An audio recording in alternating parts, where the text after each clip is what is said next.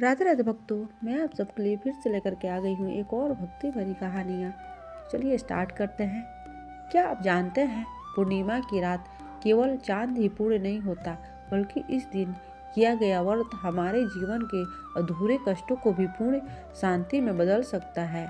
आज की यह कथा और जानकारी अगर आपने अंत तक सुनी तो आपके में सकारात्मक परिवर्तन अवश्य आएगा। पूर्णिमा व्रत क्यों किया जाता है?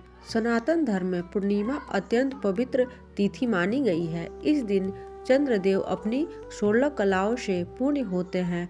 पूर्णिमा व्रत करने के मुख्य कारण मानसिक शांति की प्राप्ति, धन्य धान्य और सौभाग्य में वृद्धि, भगवान विष्णु और माता लक्ष्मी की कृपा, चंद्र दोष और मानसिक अशांति से मुक्ति।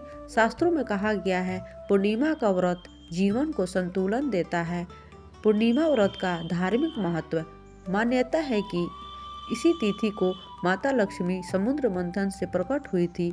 कई व्रत कथाएं और सत्यनारायण कथा पूर्णिमा के दिन विशेष फल देती है।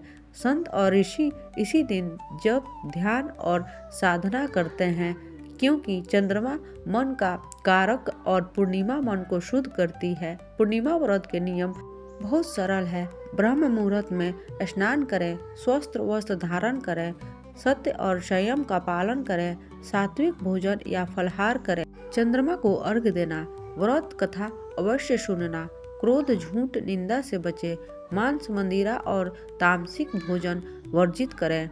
याद रखिए, व्रत का असली नियम मन की शुद्धता है।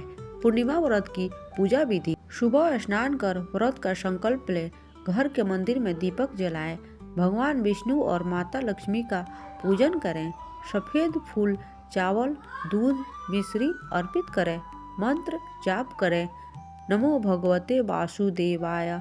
शाम को चंद्रदेव को जल प्लस दूध से अर्घ्य दें, कथा सुनकर आरती करें।